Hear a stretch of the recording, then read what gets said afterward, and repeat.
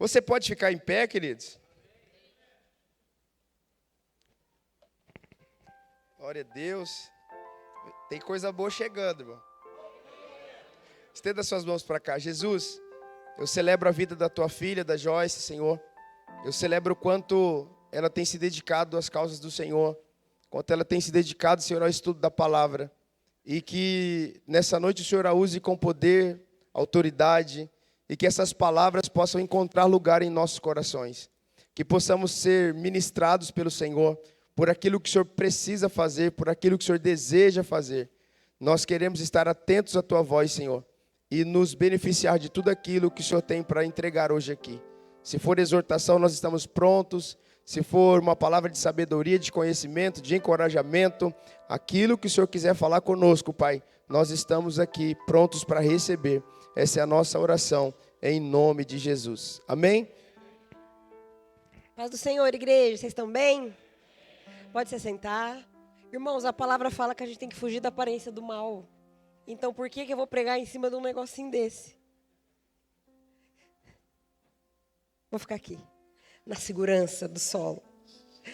Bom, você que tem acompanhado a série de mensagens, já quero pedir desculpa pela minha voz, que eu já estou meio surda, está tudo congestionado aqui, mas não podia deixar de ministrar aquilo que o Senhor já tinha colocado no meu coração. E nós temos, por nem sei quantas semanas já faz, essa série de mensagens sobre nós entendermos de que, porque nós fomos alcançados, porque o amor de Deus me alcançou, eu não posso me contentar em vir para o culto 2 vezes na semana, voltar para casa como se nada tivesse acontecido mais. Nossa vida tem que ser uma vida que glorifica a Deus, amém? A nossa existência tem que ter uma relevância no reino espiritual. Amém, igreja? E eu gostei muito desse tema, brilhe onde Deus te plantou.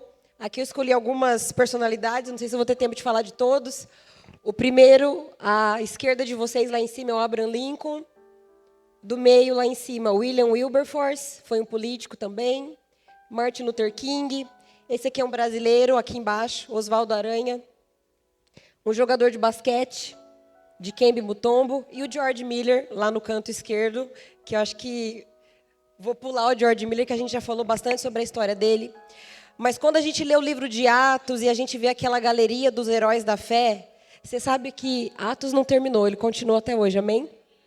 Os atos da igreja de Cristo, os atos do corpo de Cristo, eles continuam sendo contados por mim e por você.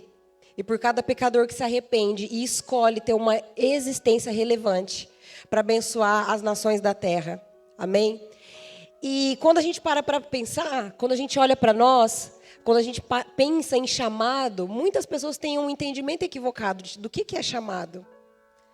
Tem gente que pensa que chamado ele só é executado aqui em cima, com o microfone na mão. E na verdade não é. Se eu digo assim para você, que importância tem um presidiário? Vai pensando aí. Um presidiário tem uma vida importante? Uma menina escrava? Um político? Uma professora? Um advogado? Talvez um comerciante como você? Uma enfermeira, um médico? Uma simples jovem, uma garota jovem.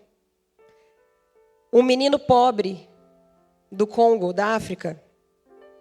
Uma dona de casa. Que importância tem uma dona de casa? Às vezes você se pergunta, eu não tenho dons, eu não tenho habilidades, eu não estudei, eu não me formei, Deus pode me usar? Você já ouviu falar de Jael?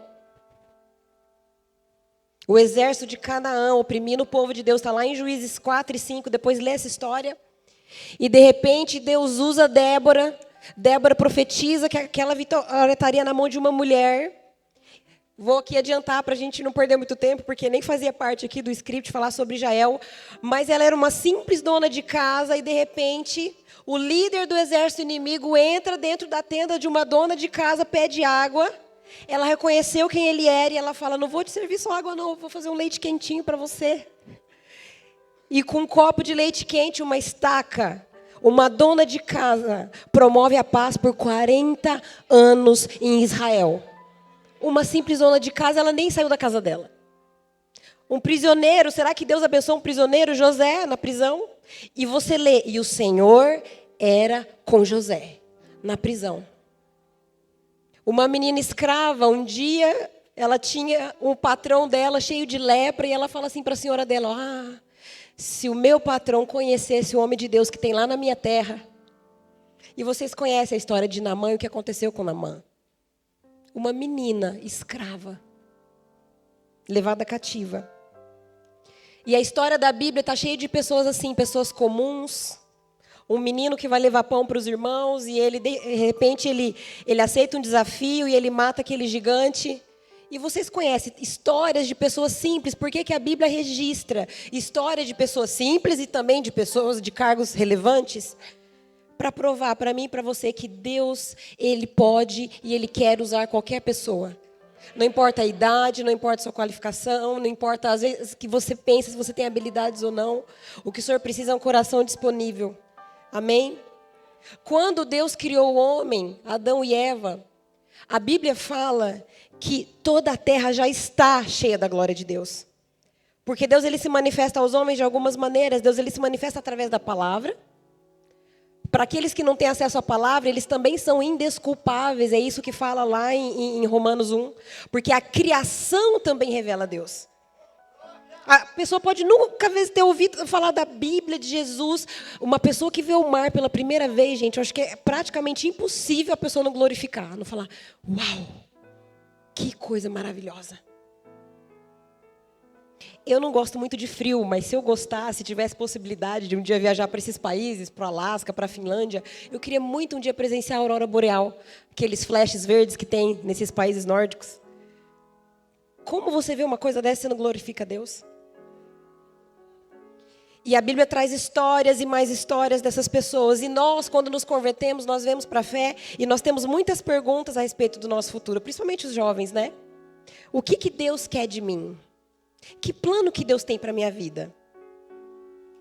Tem alguns comandos, tem alguns mandatos na palavra de Deus que eles são gerais, eles são para todo mundo. O ID é para todos. Você ser um discípulo de Jesus é para todos nós. Curar enfermos, expulsar demônios, isso é um chamado para todos nós, isso é um chamado da igreja. Mas Deus, Ele tem a sua geografia para cada um de nós. Você não nasceu onde você nasceu por um acaso, você não estuda onde você estuda por um acaso, você não está sentado aqui nessa noite me ouvindo por um acaso, porque Deus, Ele é geográfico e Ele é estratégico. Amém, igreja?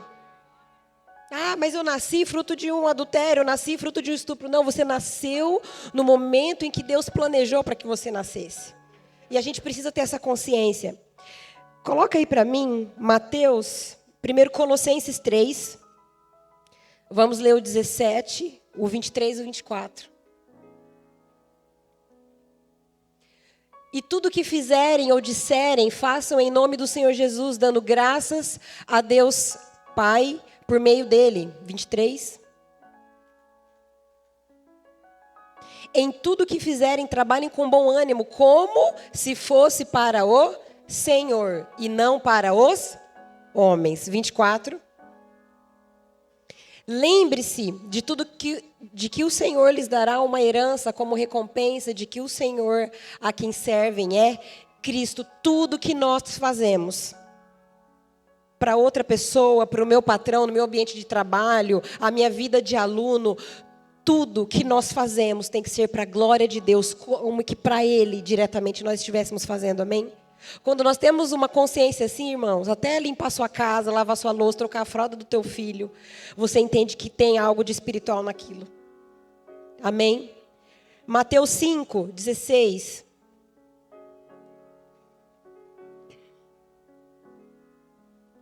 Da mesma forma, suas boas obras devem brilhar, para que todos vejam e louvem quem? O seu Pai que está no céu. Então, a minha vida e a tua vida, ela tem que brilhar, ela tem que iluminar para que as pessoas glorifiquem o nosso Deus. A honra e a glória que sai das boas obras que nós produzimos, isso tem que voltar para Ele, porque veio dele. Amém? Romanos 8:19.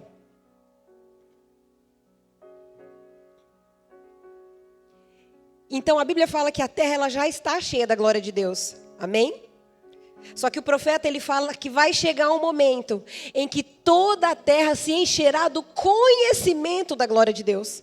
Porque embora a glória de Deus ela esteja exposta em todos os lugares para aqueles que têm uma visão espiritual, nem todos ainda têm o conhecimento da glória de Deus. E como a glória de Deus ela vai chegar ao conhecimento de toda a terra, a não ser pela igreja, a não ser pelo corpo, a não ser pelos filhos de Deus. Olha isso que poderoso, toda a criação aguarda com grande expectativa. Tem versões que falam que a criação geme aguardando a manifestação de quem? Dos filhos de Deus. Não são daqueles que vêm ao culto, não são daqueles que ouvem louvor em casa, não são daqueles que são simpatizantes do evangelho, são aqueles que são filhos de Deus, porque os filhos de Deus revelam o Pai. Essa era a intenção de Deus lá no Éden, que na medida em que Adão e Eva fossem se multiplicando e multiplicando e multiplicando, enchendo a terra, era uma porção da glória de Deus que ocupando a terra tempo após tempo. Mas isso foi interrompido pelo pecado. Mas em Cristo, na cruz, nós tivemos esse direito devolvido a nós. E todo aquele que ouve o Evangelho, que entende a obra da cruz, que crê no sacrifício de Cristo, lá em João 1,12, fala que essa pessoa ela recebe o direito de se tornar filho de Deus. E uma vez que eu sou filha de Deus, uma vez que eu tenho o selo da promessa na minha vida, que é o Espírito Santo, eu passo a ter compartilhamento de alguns dos atributos desse Deus. Eu passo a manifestar agora fruto desse Espírito que agora vive em mim. E é através dessa manifestação do fruto do Espírito que toda a terra vai conhecer quem é Deus através da minha e da sua vida. Amém? Eu quero falar rapidamente, para você que talvez nunca ouviu falar dele, eu quero falar um pouquinho do Abraham Lincoln. Tem filme sobre ele, tem muita coisa na internet, eu vou falar de maneira muito resumida. Mas era um homem temente a Deus, que viveu nessa época aí, de 1809 a 1865. Era um advogado político, e seus discursos políticos, eles eram todos recheados de passagens da palavra de Deus. Ele foi o 16º presidente dos Estados Unidos, ele liderou a nação durante a Guerra Civil, em que o país ficou dividido. E ele lutou e conseguiu abolir a escravidão nos Estados Unidos. A emenda que fala da escravidão foi obra desse homem que foi um mártir entre os abolicionistas. Ele perdeu a sua vida lutando por uma causa. Sabe por quê? Porque posicionamento no reino de Deus custa.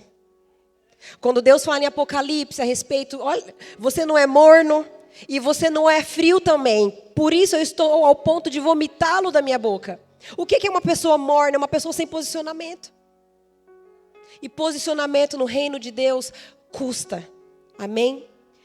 O próximo, eu quero falar um pouco do William Wilberforce, que viveu entre 1759 e 1833. Ele foi um político, filantropo, líder do movimento abolicionista também do tráfico negreiro.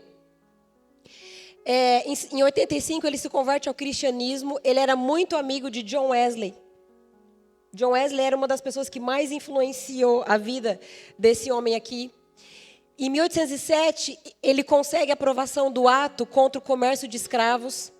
Em 1826, já muito debilitado, muito doente, ele renuncia ao parlamento britânico, ele teve que se afastar da política, mas ele continuou a luta dele até 1833.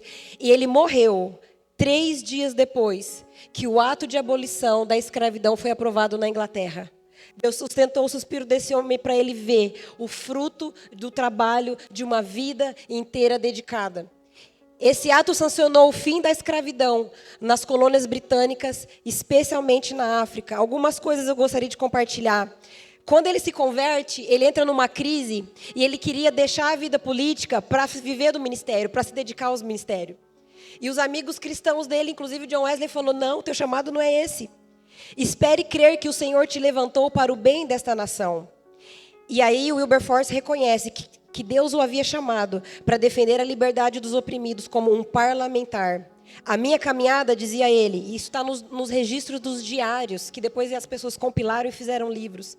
A minha caminhada de vida pública, meu negócio é estar no mundo. É necessário que eu me misture na assembleia dos homens. Wesley dizia para o Wilberforce que o pecado mais abominável que pecava nos ombros do Império Britânico era o terrível tráfico de escravos. Por quê? Porque em Cristo nós somos todos iguais. E o John Wesley mandava cartas para eles. E na internet tem vários trechos das cartas. 6 dias antes de John Wesley falecer, ele escreve a última carta para esse homem. E um versículo que ele citava muito para o Wilberforce era Gálatas 6:9. Tem como colocar aí? Gálatas 6:9.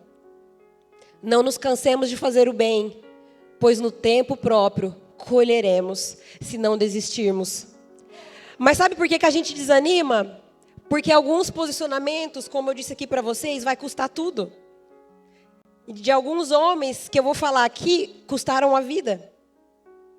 Alguns, por posicionamento, perdem emprego.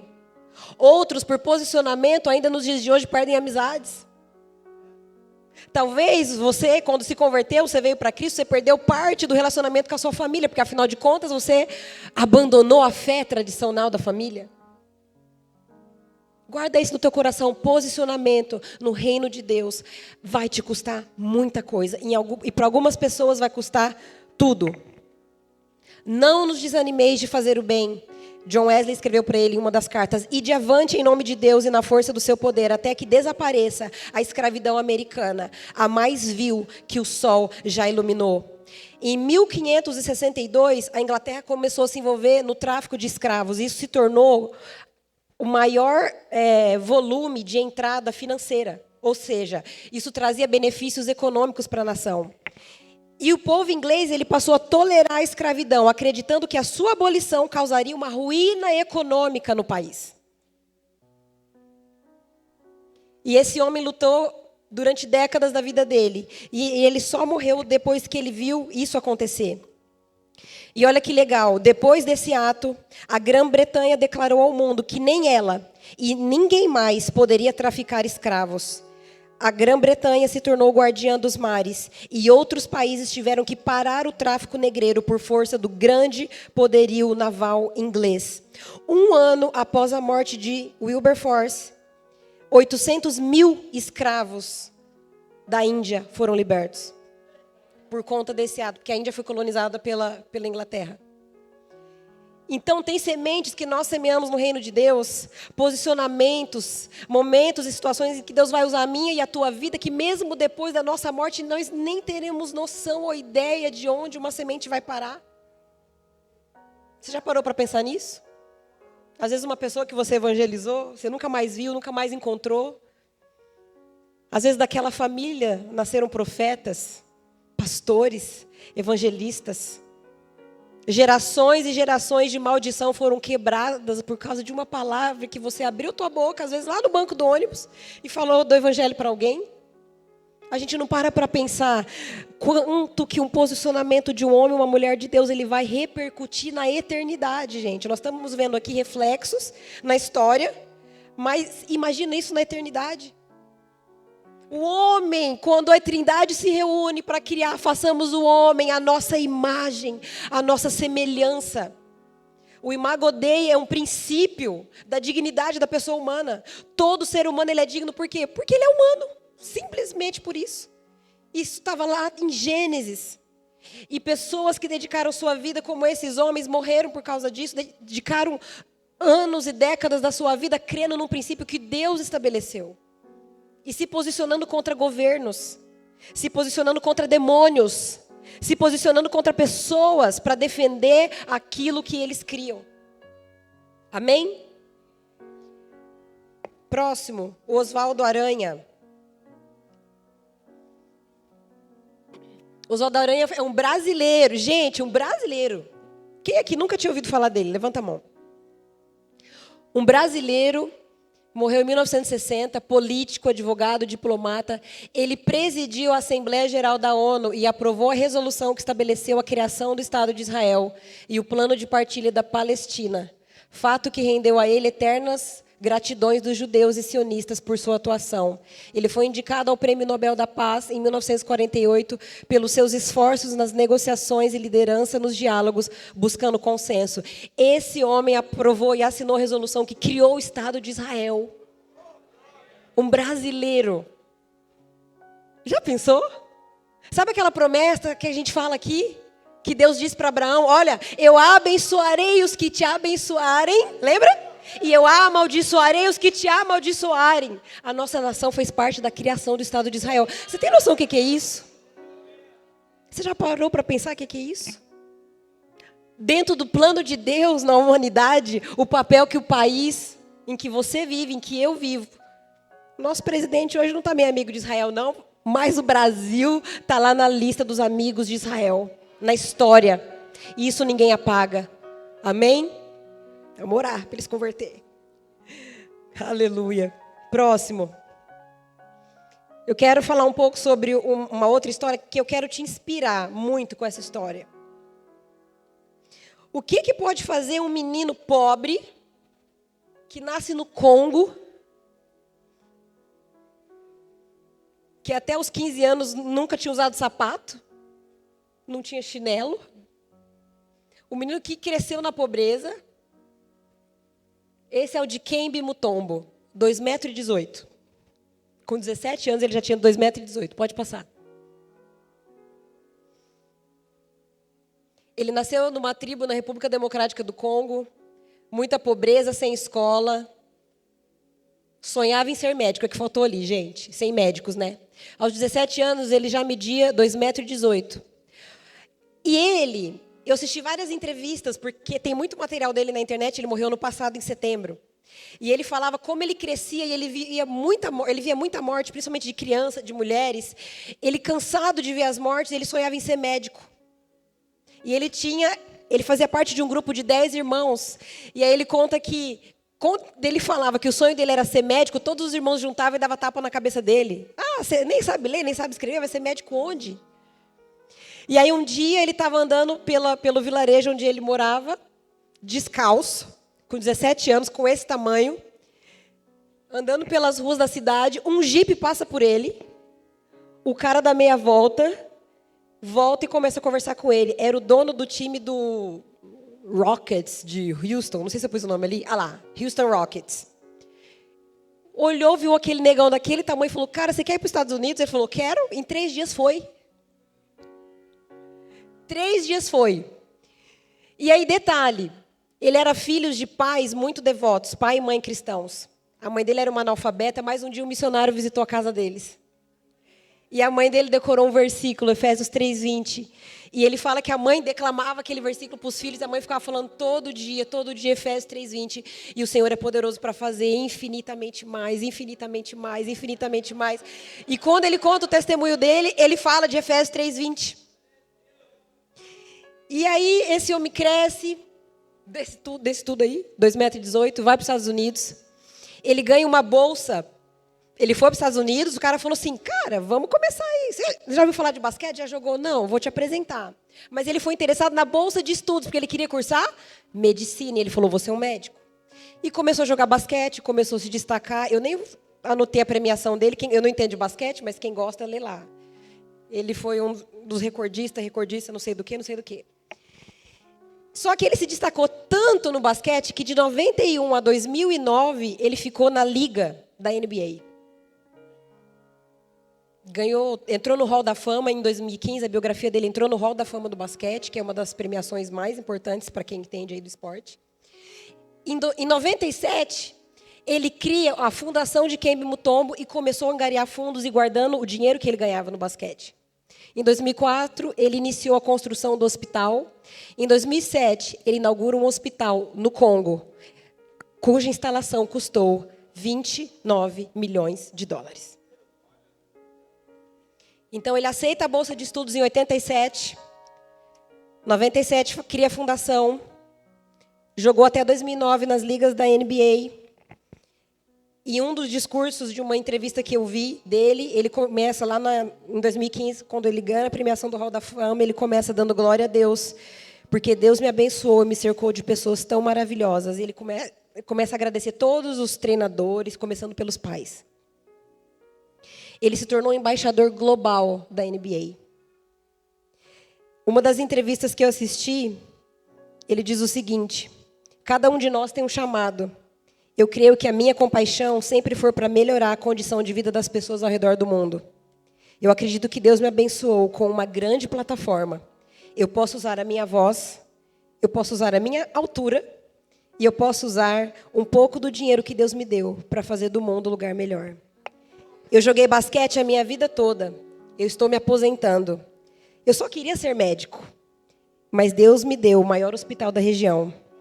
Eu só queria ser médico e Deus me deu uma gigante equipe de médicos e cientistas. Eu só queria ser médico e Deus me deu os melhores equipamentos. E Deus faz abundantemente além daquilo que nós pedimos ou pensamos. Agora você acha que a pessoa, missionário, sei lá de onde, se dos Estados Unidos, provavelmente, né? Ou da Europa ou dos Estados Unidos, que um dia foi lá numa vila, no Congo, evangelizar uma família. Você acha que aquela criatura imaginar isso aqui, gente? Ano passado, quando ele faleceu, mais de 400 mil pessoas já tinham sido salvas no hospital que Deus deu condições para ele construir. Ele, como médico, poderia alcançar algumas vidas. Ele, como um milionário, construindo um hospital, alcançou centenas de milhares. E a pessoa que evangelizou aquela casa tem galardão em cada uma dessas vidas. Você já parou para pensar nisso? Essas histórias me inspiram e eu quero que você saia daqui nessa noite inspirado. E aí, às vezes, Deus te dá uma voz. Às vezes, Deus te dá conexões. Às vezes, Deus te dá um acesso. Às vezes, Deus te dá dinheiro. Às vezes, Deus te deu talento. Às vezes, Deus te deu o coração de uma pessoa. Nada é desprezível no reino de Deus. Porque um dia alguém evangelizou o Billy Graham. Um dia alguém pregou o evangelho para o John Wesley, ou para a família dele.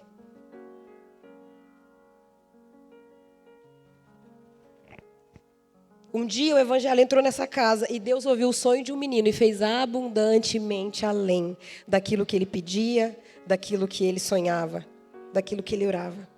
Amém? Coloca aí para mim Esther, capítulo 4. Vou me adiantar aqui, encurtar o meu tempo. Eu ia falar do Martin Luther King, mas o Martin Luther King, a maioria de vocês já conhece a história. Então, vou pular a vida dele. Foi um pastor batista, ativista político, que lutou pelos direitos civis dos negros nos Estados Unidos e foi assassinado por isso também. Vocês conhecem a história. Mas eu quero falar um pouco sobre a Esther. Esther é uma menina comum, ordinária, como eu e você, pobre, órfã. Gente, e naquele contexto da época de Esther, uma menina pobre, a única chance que ela tinha, talvez, de ter uma vida melhor seria com um bom casamento. Só que naquela época, as irmãzinhas tinham que dar o dote. E quem que juntava o dote para os filhos? Mas ela é órfã.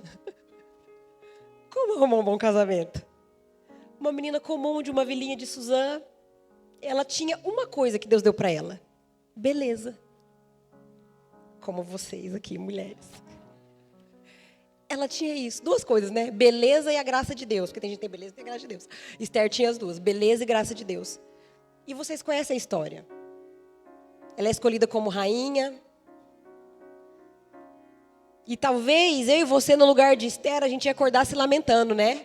Que Deus é esse?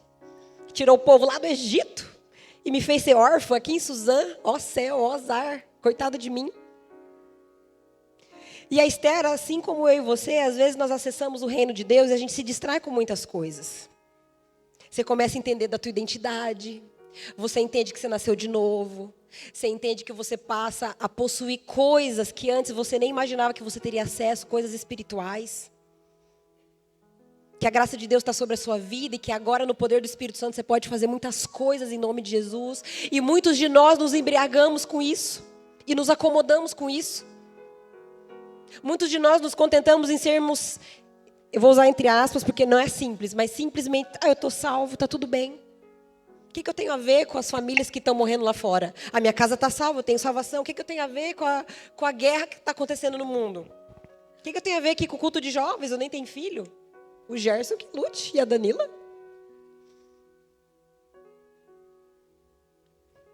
Uma jovem comum. Não havia nada de especial na vida da Esther, ou da Hadassah, antes dela se tornar Esther, que indicasse que ela teria um futuro importante. Tem problemas que assolam o mundo lá fora e parece que nós, igreja, nós não temos nada a ver com eles, mas nós temos. O que era dar conta do Brasil? Se a Palestina e Israel, os judeus estavam tudo espalhado pelo mundo e não tinha um estado para eles morarem. Deus tinha uma promessa que ele fez para Abraão, que era de um povo e um território.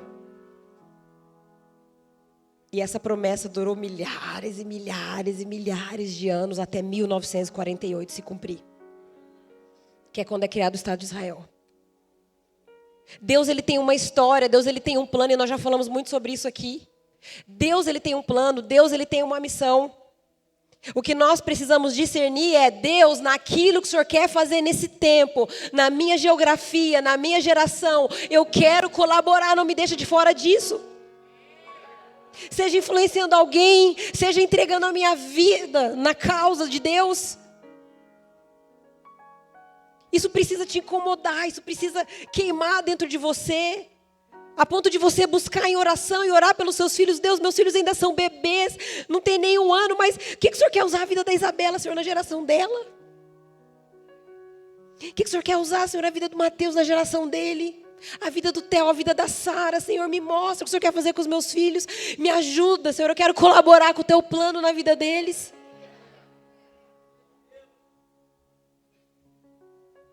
A mãe de Camp só teve que ensinar um versículo.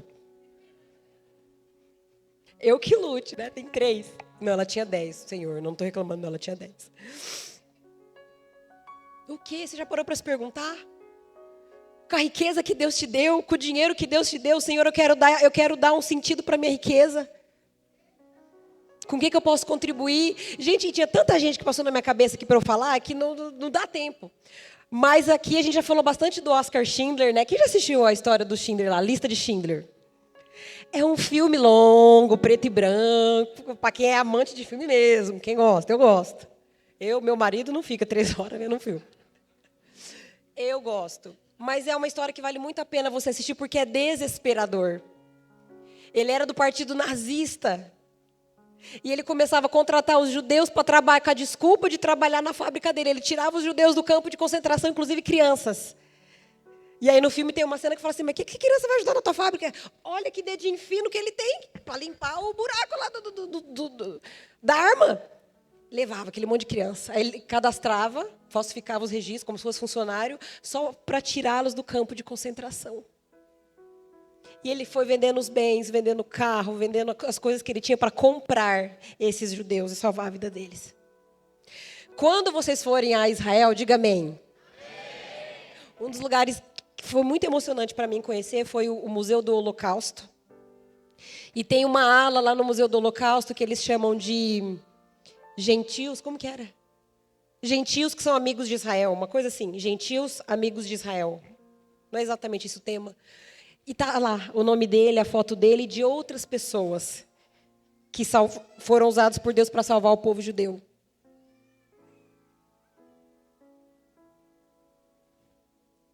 Então, voltando aqui para a história de Esther, uma menina simples como eu e você. Não se importando, ela começou a se distrair com as coisas do palácio, até que um dia, lembra que ela só tinha um parente, quem que era? Mordecai. E o Mordecai, não sei se você sabe, na história de Esther, Mordecai, e assim como na minha, na tua vida, ele simbolizava a voz do Espírito Santo na vida dela. E um dia, um belo dia, as coisas estão pegando fogo fora do palácio, e a Esther distraída, sem nem fazer ideia do que estava acontecendo. E aí o Mordecai manda a cópia da lei que tinha sido decretada, manda um recado para ela, fala assim, querida, você não sabe o que está acontecendo não? Se posiciona, porque nós vamos morrer. E Esther vivia numa época em que os judeus já eram ameaçados. Tanto que quando ela vai para o palácio, o tio orienta ela a omitir a origem dela. Não fala que você é judia, não. E o rei não sabia que ela era judia até esse momento. Coloca aí para mim, Esther 4:11.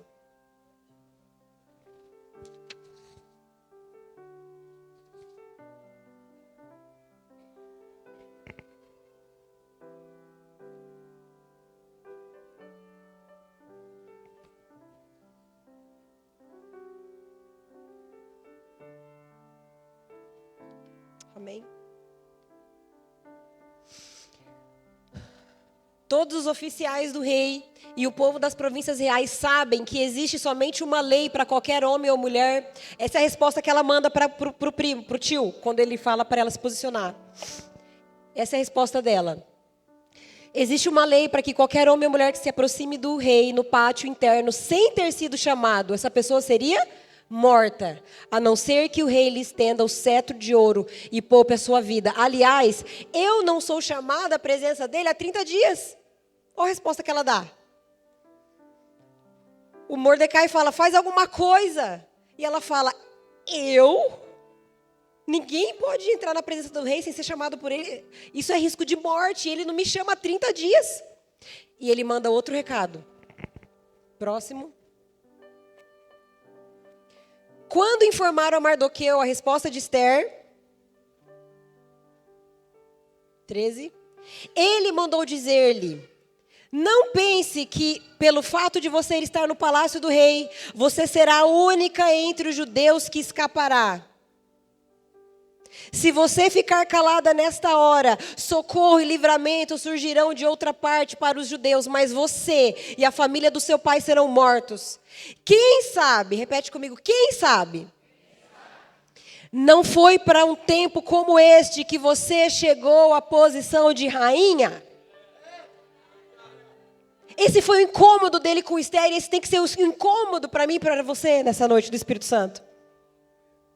Ah, mas não é da minha conta o que acontece lá fora. Quem sabe você não está no emprego que você está hoje por um tempo como esse.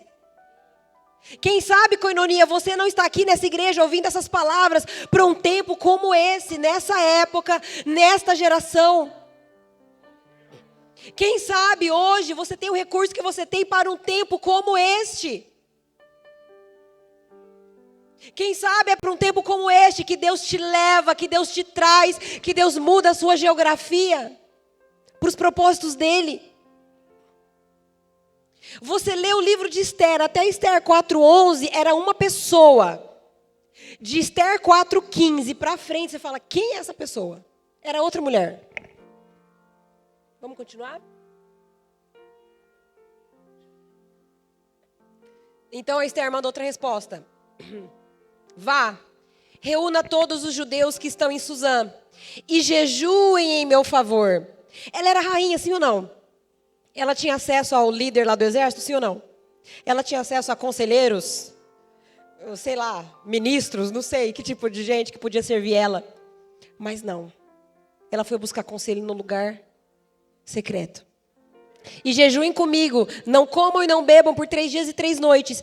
Eu e as minhas criadas jejuaremos como vocês. Depois disso, eu irei ao rei e ainda que seja contra a lei. Mais alta, a última frase.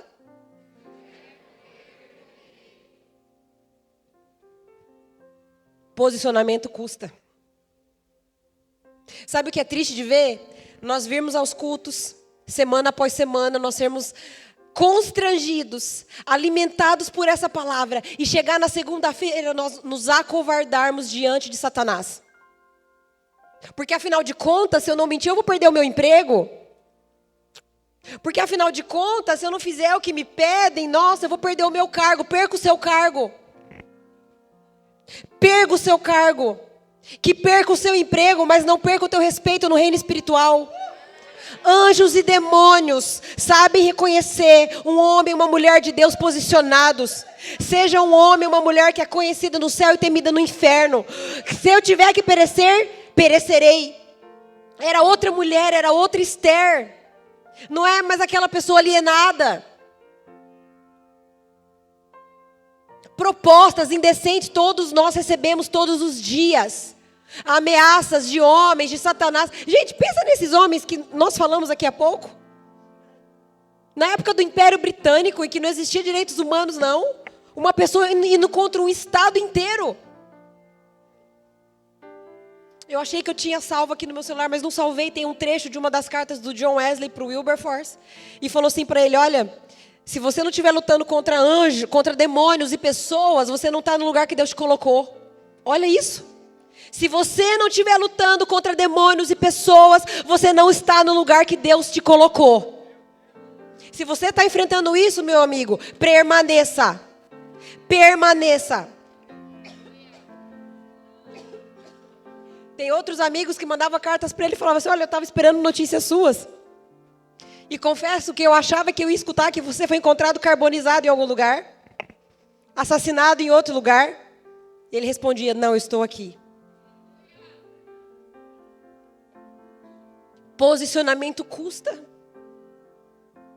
Ah, pastora, mas minha empresa não vai crescer porque todo mundo sonega imposto. Você não é todo mundo, você é filho de Deus. Ah, mas eu vou me posicionar, vou perder meu cargo. Perca. A minha confiança está nele, o meu provedor é ele. Ah, eu vou perder meu namorado. Perca. Encontre algo que Deus tem para a tua vida. Seja um homem ou uma mulher posicionado, que nós não sejamos mornos. Porque os mornos, o Senhor os vomitará. O Senhor abomina pessoas sem posicionamento. Que seja o seu sim, sim. E que seja o seu não, não. Você não pode dizer sim hoje e talvez amanhã para as propostas de Satanás. E nós somos tentados, e eu não estou falando isso com tom de julgamento não, igreja. Porque as pessoas vivem sim sob um espírito de intimidação. Mas espírito de intimidação nós vencemos com o espírito de ousadia. E esse espírito já está dentro de você. Todo mundo tem medo. Todo mundo se rende, nós não. O reino de Deus, ele tem uma hierarquia. O reino de Deus, ele tem um sistema. O reino das trevas também. As trevas também respeitam um homem e uma mulher posicionados. Em nome de Jesus, eu quero que você saia daqui nessa noite incomodado. Assim como Esther foi incomodada por Mardoqueu. E que você possa, de verdade, sair daqui nessa noite dizendo: se eu perecer, pereci.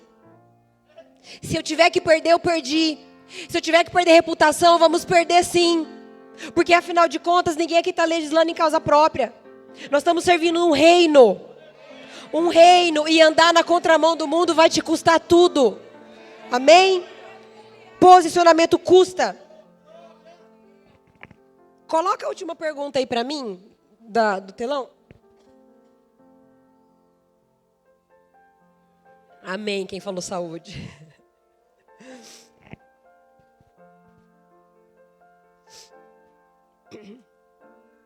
Acho que é a última lá das imagens. Eu quero já te convidar a ficar em pé. O próximo. Isso. Lembra a pergunta que Esther ouviu? Quem sabe não foi para um tempo como este, Mordecai falou para ela. Quem sabe não foi para um tempo como este que você chegou a ser rainha? Você acha que você está nessa posição por obra do acaso? Não, foi Deus que te pôs aí, faça algo. Mulher, Deus te deu uma sala de aula com 20 crianças, faça algo. Homem, Deus te colocou de encarregado num setor, você lidera mais 20, 30 homens, faça algo. Você é patrão de alguém, faça algo. Você é babá de uma criança, faça algo. Você é mãe, você é pai, faça algo. Quem sabe não é para um tempo como este? Quem sabe não é para um tempo como este?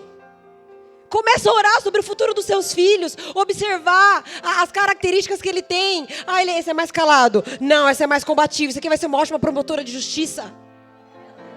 Esse vai ser um bom conselheiro. Vai ouvir as pessoas com amor, vai cuidar de gente. Começa a orar sobre isso. Você jovem, adolescente que está aqui. Ah, eu não sei que curso, que faculdade que eu vou fazer. Começa a orar nesse sentido. Fala: Deus, o que me indigna? O que me atrai? Lembra do Dikembe Mutombo? Um adolescente estava cansado de ver gente morrer no país dele. Falou: eu vou ser médico. Não tem médico aqui nesse lugar. Pobre, não tinha nem calçado. E construiu um hospital. Gente, que Deus a gente acha que a gente serve? Que Deus? É no parlamento, Elaine? Brilhe tua luz lá. É na usina? Brilhe a tua luz lá.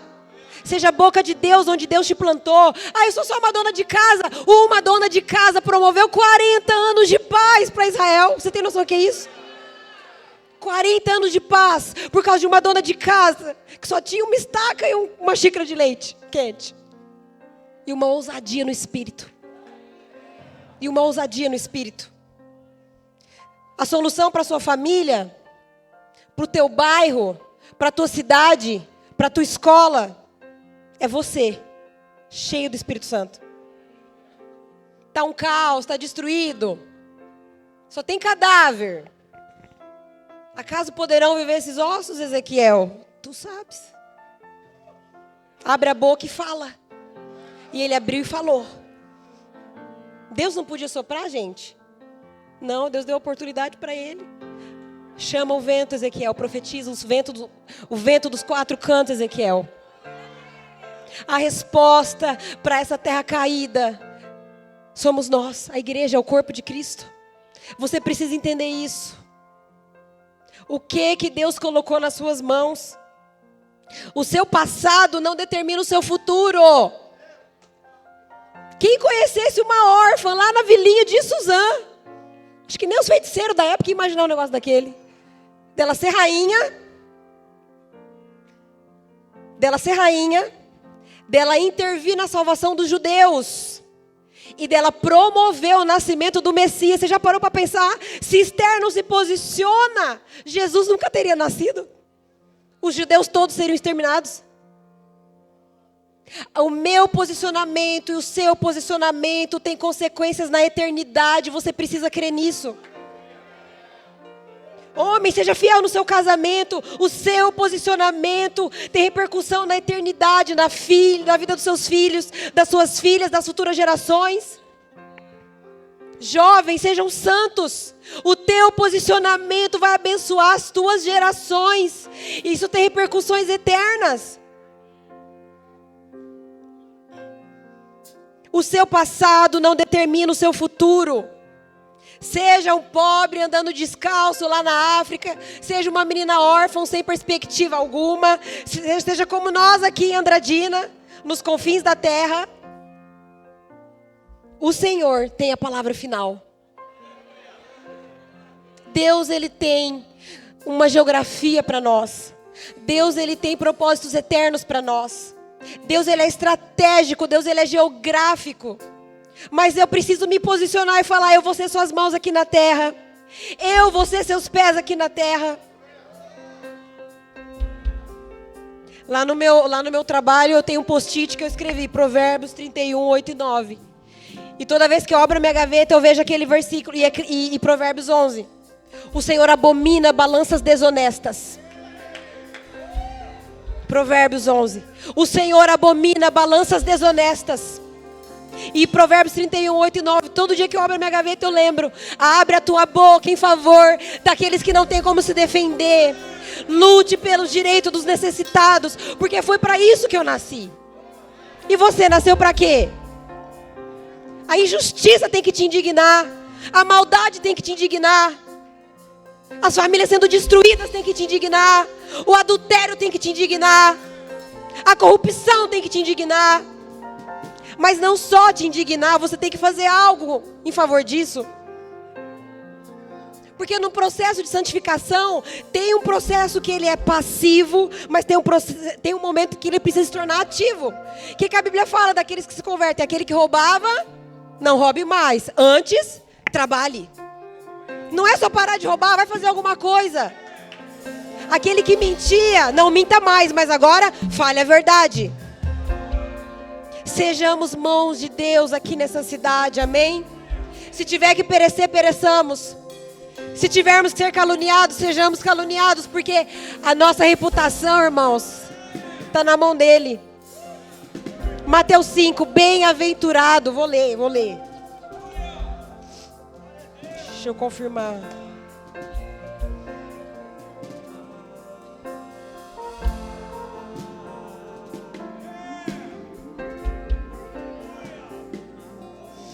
Mateus 5, o Sermão da Montanha.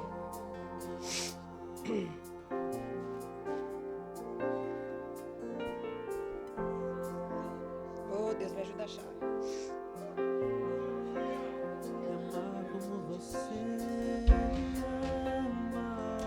Bem-aventurado.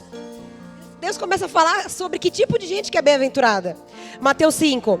Ele fala dos pobres de espírito, bem-aventurados que choram, bem-aventurados mansos, bem-aventurados que têm fome e sede de justiça, porque eles serão fartos, bem-aventurados misericordiosos, bem-aventurados limpos de coração, bem-aventurados pacificadores, bem-aventurados que sofrem perseguição, verso 10, por causa da justiça, porque deles é o reino dos céus. Bem-aventurados sois vós, quando vos injuriarem e perseguirem, e mentindo disserem todo mal contra vós, por minha causa.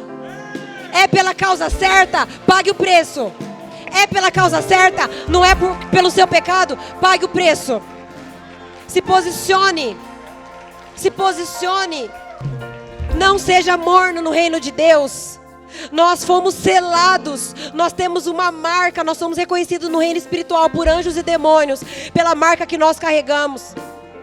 E eu quero te convidar, quem está disposto, Josué? Eu quero ser mão e pés dele aqui na terra, eu quero ser boca dele aqui na terra, amém? Sai do seu lugar, não vai caber todo mundo, mas só dá um passo. Isso é um posicionamento no reino do Espírito.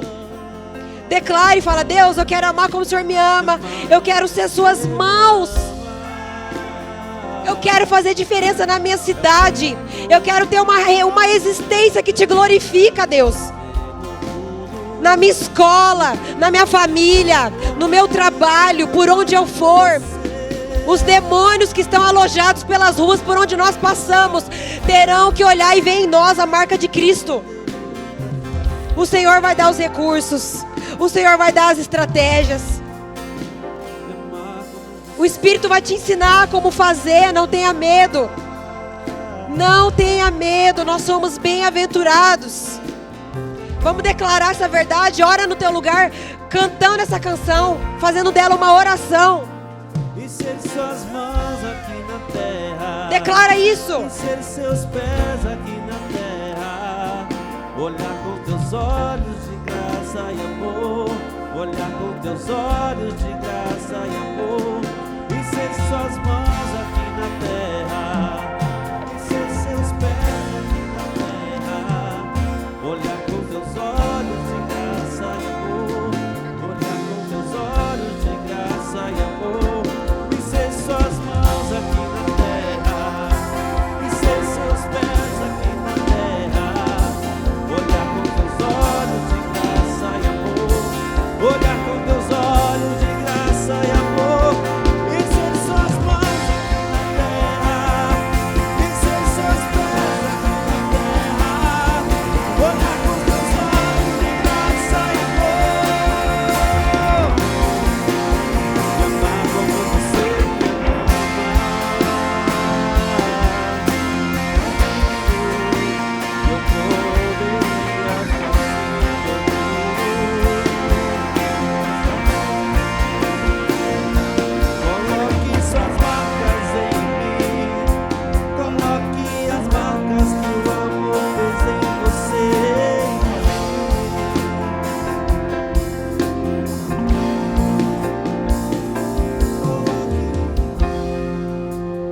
Glória a Deus. Só para a gente finalizar isso aqui, eu senti de compartilhar isso. Nós, como família, a gente estava se preparando para a Joyce não voltar mais ao trabalho. Eu tinha até compartilhado aqui com os irmãos. Era um desejo do meu coração que ela ficasse em casa com a bebê, pelo menos uns 2 anos. E eu estava quase convencendo ela, irmãos. Aí a gente vai para uma reunião de um dos conselhos aqui da cidade e ela se apropria de várias falas dentro da expertise que Deus deu para ela. E ela deitou, como diz os boleiros. Ela deitou na reunião, irmãos. Ela foi bem. E nós fomos no monte orar, eu e ela. Eu já contei para vocês isso aqui também. E na volta dessa oração, a gente estava muito choroso e a gente não queria chegar aqui. Tinha trabalhar na associação ainda. Aí nós fomos lá para o Sem Terra, chorando. Aí paramos lá num lugar e ela olhou para mim assim e falou assim: eu nasci para fazer isso.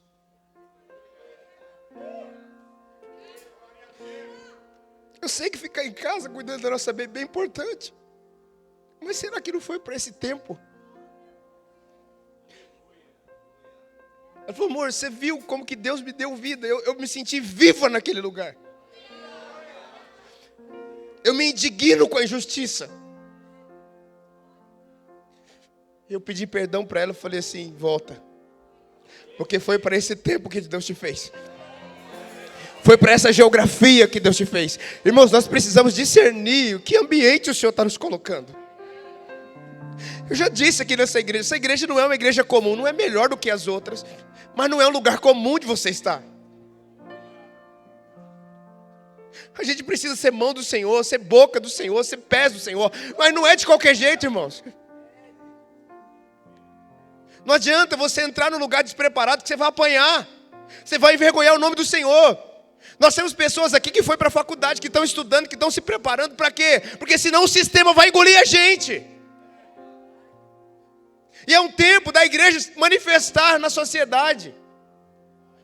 E dizer, é chegado o reino de Deus e nenhuma injustiça vai permanecer. Mas regado de santidade, irmãos. De mãos limpas e de coração puro. Que essa palavra hoje aqui possa pegar o seu coração.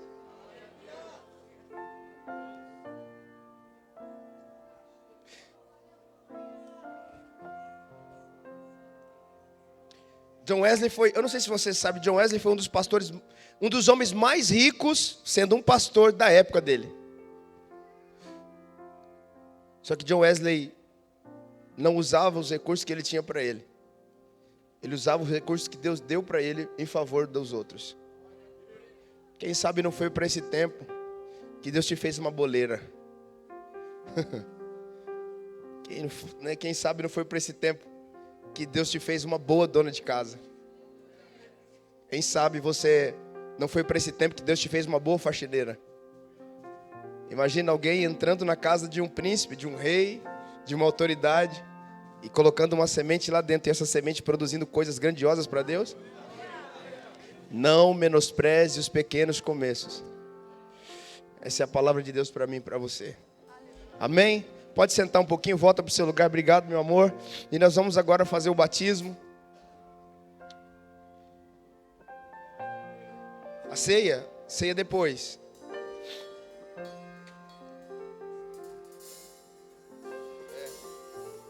Não está pronto ainda, pessoal? Pessoal, está pronto?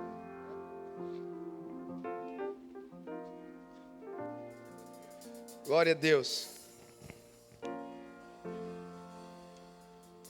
Estou meio perdido na programação. Cadê o pessoal do batismo? Aqui, ó. Vamos lá, gente.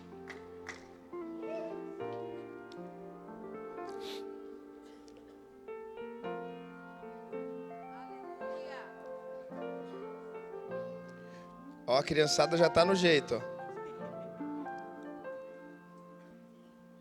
As batas. Gente, vocês estão meio perdidos? O que está acontecendo?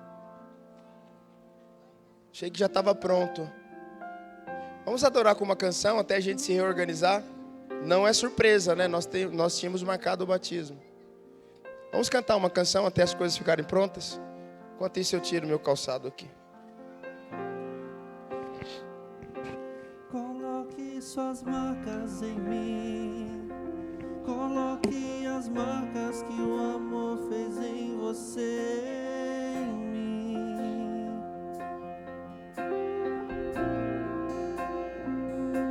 Coloque suas marcas em mim.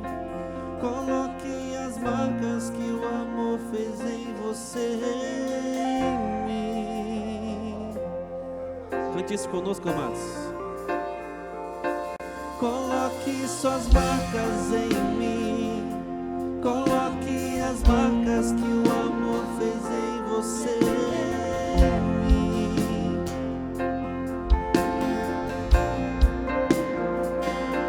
Coloque as marcas em mim. Coloque as marcas que o amor fez em você, em mim. E amar como você me ama.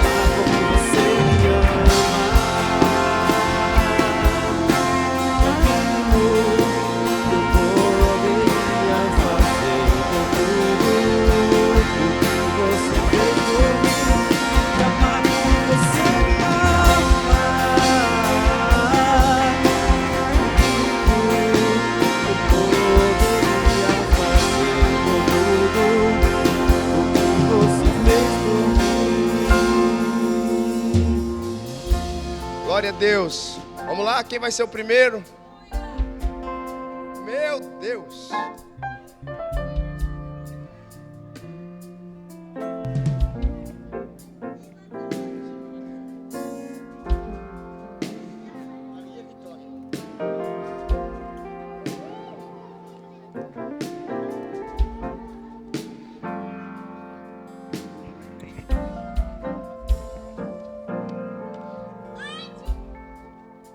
Maria Vitória, você crê que Jesus Cristo é o Filho do Deus vivo?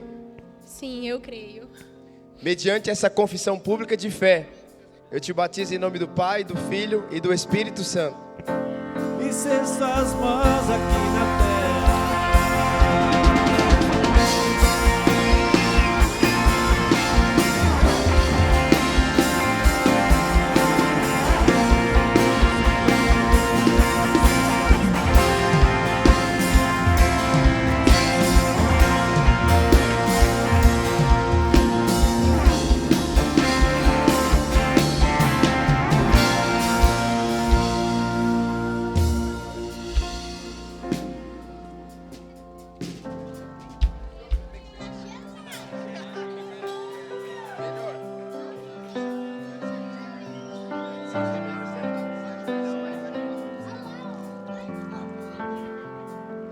Deixa eu compartilhar algo. Eu conheci o João na igreja Chave da Vitória.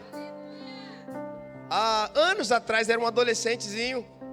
E ele fazia o som da igreja na época. A Chave da Vitória são os avós da Laís e da Luana. E o tempo passou, né? E a gente se encontrou agora. E vou ter o prazer, né, de batizar a esposa e agora o João. Amém? João, você crê que Jesus Cristo é o Filho do Deus vivo? Sim. Mediante essa confissão pública de fé, eu te batizo em nome do Pai, do Filho e do Espírito Santo. Eu nasci de novo, nasci de novo, em ti sou mais que vencedor. Eu nasci de novo, faz-me viver assim como sou, uma nova criação eu sou, uma nova criação eu sou.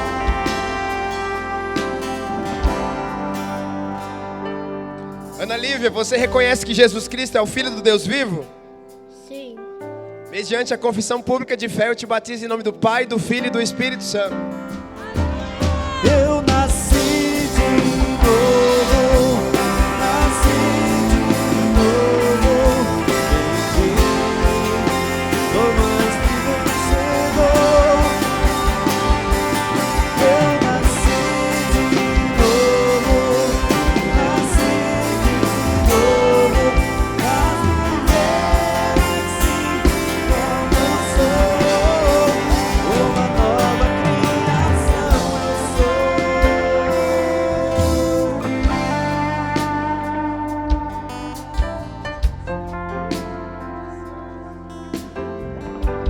Celso, você crê que Jesus Cristo é o Filho do Deus vivo?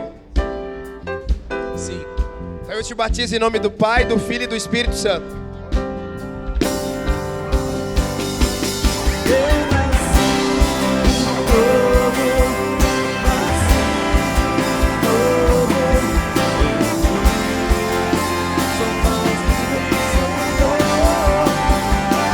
de novo,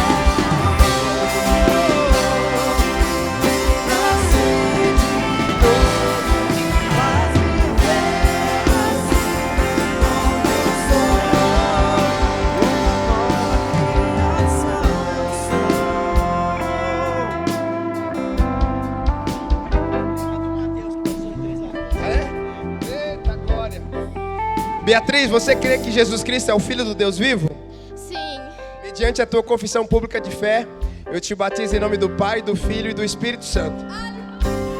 Eu nasci de novo, nasci de novo, sou mais que vencedor. Eu nasci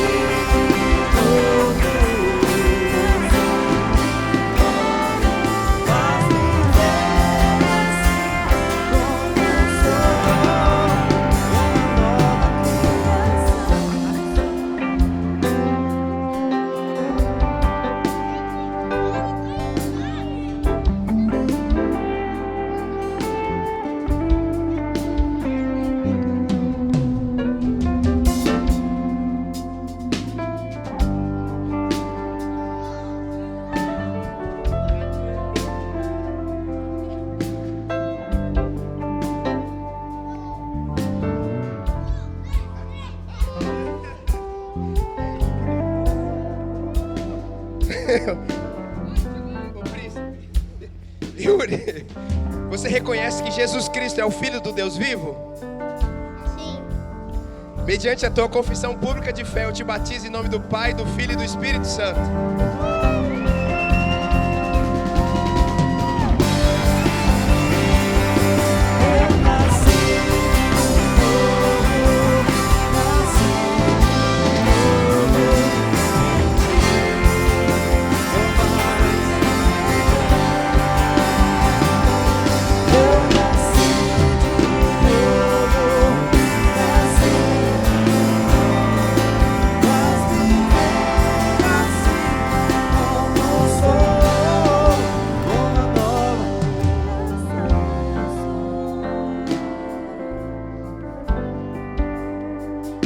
Eita Deus! Ei. Tem alguém que deseja descer as águas do batismo? Tem água, tem a presença do Espírito. Ei, se você deseja, não perca tempo. Pastor, mas eu não fiz o curso, eu não participei das aulas. Ei, tem aí? Vem, só vem, só vem. Isso. Eita Deus! Eu nasci para fazer isso, Koinonia. Ah, meu Deus! Tem mais alguém? Tem mais alguém? Pastor, meu coração está queimando, mas eu não sei se eu estou pronto. Eu tenho 42 anos de vida, filho de pastor, pastor hoje há muitos anos, e eu ainda não me encontro pronto. Talvez isso te ajude. A gente nunca vai estar pronto, mas nós estamos com o coração disposto a ser tocado por Ele, a deixar Ele completar a boa obra que Ele fez na nossa vida. Tem mais alguém aqui que deseja? Pastor, eu quero. Tem mais? Vem, vem. Vem, só vem, só vem, só vem. Ei!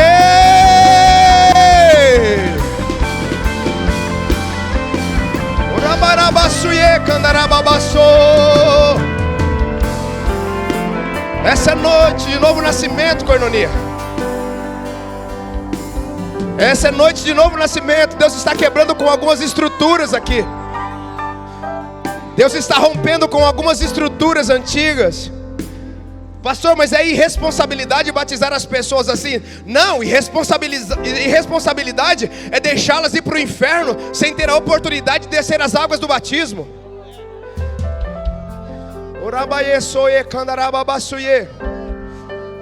Tem mais alguém? Você deseja, está queimando o teu coração? Só vem, nós queremos fazer isso aqui. Pastor, eu quero, pastor, eu quero. Tem? Tem mais alguém? Tem alguém levantando a mão? Se tiver, só levantar a mão e vem. Pode vir. Você que levantou a mão aí, não tenha vergonha não.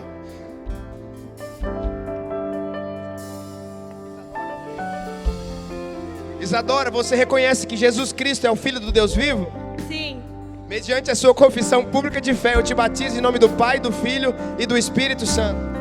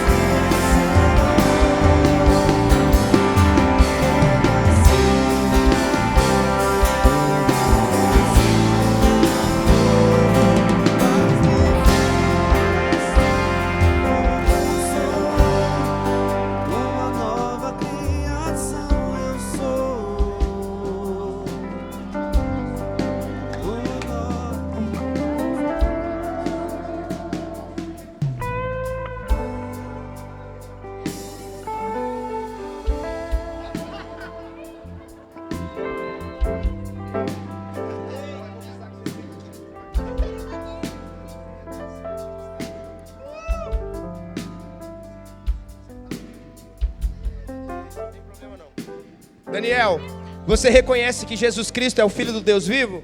Sim. Mediante essa confissão pública de fé, eu te batizo em nome do Pai, do Filho e do Espírito Santo de Deus. Eu nasci de novo.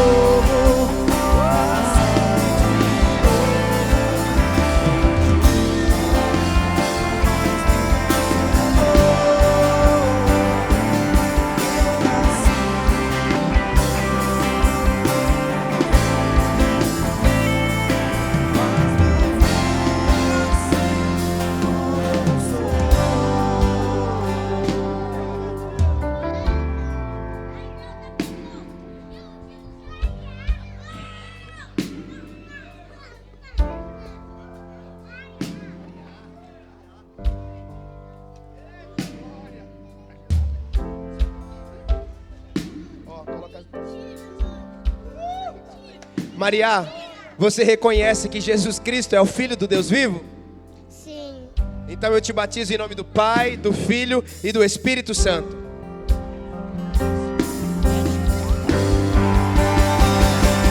Eu nasci de novo, nasci de novo em ti.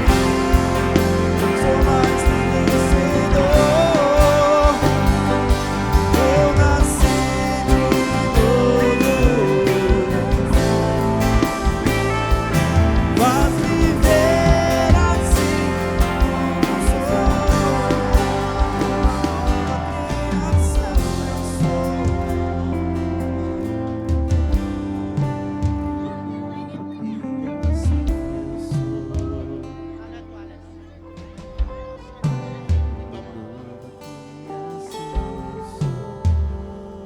Mais alguém? Pastor, meu coração está queimando. Amém? Mais alguém? Não tendo, a gente vai para a ceia então. Que Deus prepare uma próxima vez para você. Mais uma canção, mais uma canção.